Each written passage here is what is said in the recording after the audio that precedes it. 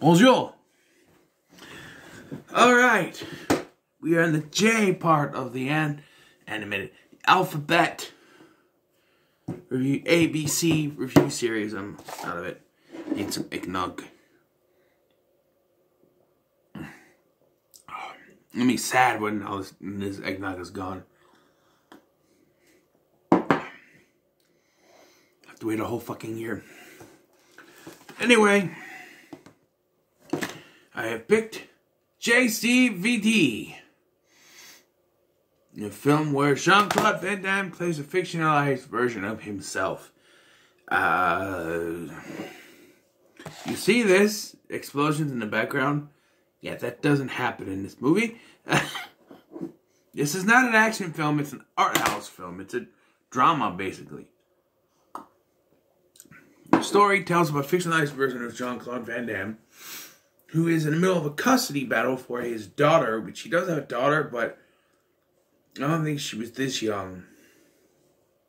But, while going to the post office to get some money, apparently in Belgium, the post office and the bank are the same thing. The post office is taken over by some terrorists or bank robbers, whatever you want it to be. And he's caught in the middle of it. When this film started, I was with it. I was like, alright, action scene. And then it was revealed that this was just Van Damme on the set of a movie. And this movie was filmed in French, so the primary version of this is in French. But there is an American dubbed version that I watched that is very confusing because Van Damme decided to only dub half of his lines in the film. So sometimes you'll get Van Damme's real voice, and sometimes you'll get whoever dubbed him, and it doesn't work because you know Van Damme's voice. It's like watching the older Chinese Jackie Chan movies that are dubbed with someone else's voice. You know that's not Jackie Chan's voice because you've heard his voice. So why couldn't he just dub his entire performance in this? It'd be one thing if it was someone else dubbing him for the entire film. It'd still be a disconnect, but it would be, you know, it makes sense. Oh, this is supposed to be in French, and then someone else is dubbing, that's fine. Why couldn't he dub his voice? Who knows? He was busy, who knows? But the fact that he dubs some of his voice and not others is just very confusing. Also, at this custody hearing, the lawyer starts naming off all the kills that Van Damme has done in his movies as proof that he will be a bad father.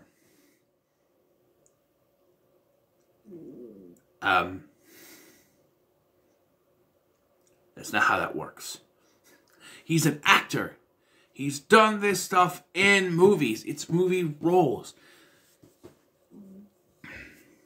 Let's say you're Robert Englund, known for playing Freddy Krueger, and, you know, all of a sudden they say, hey, you can't do that anymore because it promotes violence. Because your children are going to get the wrong impressions. He's an actor. They should know it's not real. His daughter is going to know that what he does on the screen, he's not really killing people. That's not a defense that, oh, he's going to be a bad father and shouldn't have custody of his daughter because he kills people in movies. That's stupid. He also calls out breaking someone's tibia, which is not a thing. It's a fibula and tibia, not tibula, which is either in your leg or your hands with fingers and toes or whatever, that kind of thing. How does that kill you? I don't know. I don't know. But yes. And, so, I didn't hate this movie, but there are a lot of things that bug me about this movie. It's told in a non-linear format, and that works for someone like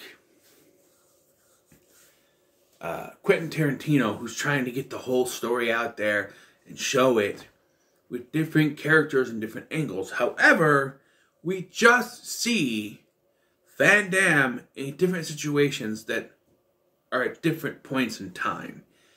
And from different points of view, but... And it does just get the whole story, but it doesn't work as well as a Tarantino film would do it. It's just... It's basically, oh, we've seen this before, but now you've seen it from this angle. You've seen it from that angle, and it's just... basically filling up the runtime with other point of views, other camera views of what happened. And it's like, well, why are you showing this? There's some stuff being shown that are different, but then it should cut where you've already seen. But no, it just keeps going through because we gotta fill up the runtime. I don't know. It doesn't seem to work. And through a series of circumstances, Van Damme is somehow implicated in the robbery of this post office bank.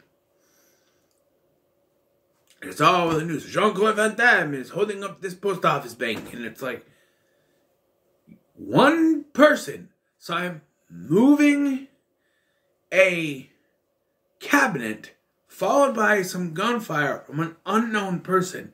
And if you had common sense in your fucking head, you'd be able to tell that there's no way he could go from moving cabinet to, like, 5 seconds later shooting underneath the door. It takes longer than 5 seconds to do that. Makes no sense. Now we put... Thanks, Simon. Been waiting for 3 hours for the ups and downs for day one. Did you fall asleep or something? Anyway, forgetting that. Just gonna date this, but yeah. And so yeah, eventually, there's a lot of bullshit talking, and one of the terrorists is and one of the bank robbers is a Van Damme fan. He tries to do some of the moves. I don't know. But eventually, they bring Van Damme out. Van Damme's able to knock the guy. And the cops arrest him and Van Damme. Because somehow they still believe he's involved. At a certain point in the film, he tries to make sure that the payment he was going to get gets put through to his lawyer. And for some reason, they say that's extortion. No, that's not how that works. I don't know how that works, but I don't think that's extortion. He even cries out, "No extorsión, not extorsión." But they say it's extortion.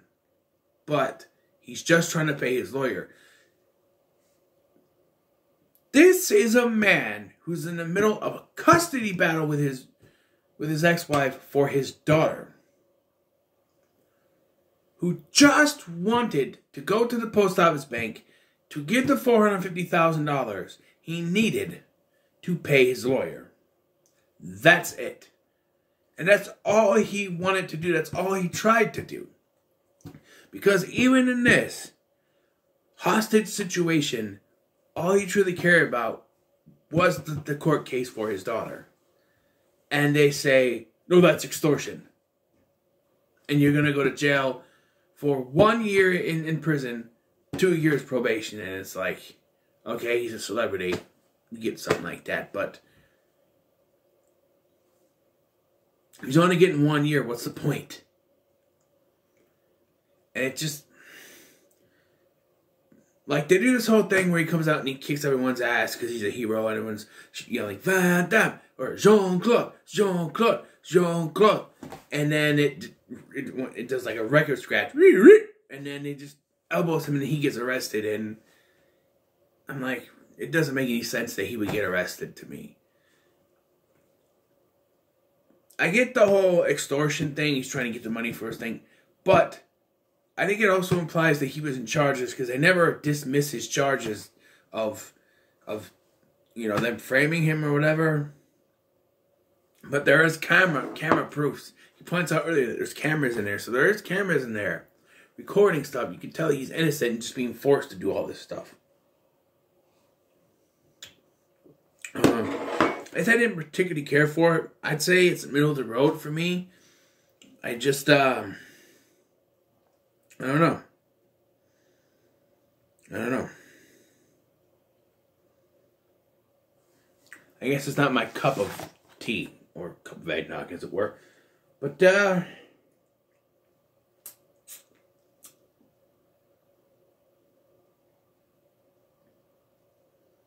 don't know. I don't know. And what's the difference between the theatrical and the French versions? Because they look like they're both in French. I don't know.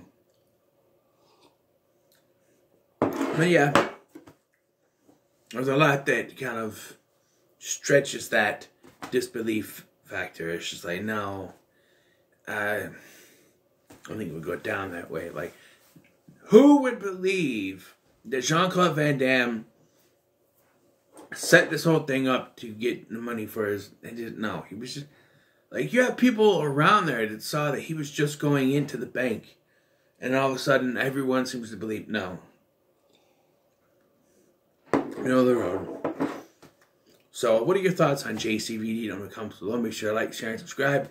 Next, we're going to the letter K for a mystery thriller film sort of comedy thing. No, I've never seen it. Starring Daniel Craig. It's not a James Bond movie. Guess I better get this out. What? The title of the movie told me to. Thanks for watching. I've been Scotty. See you in the next one.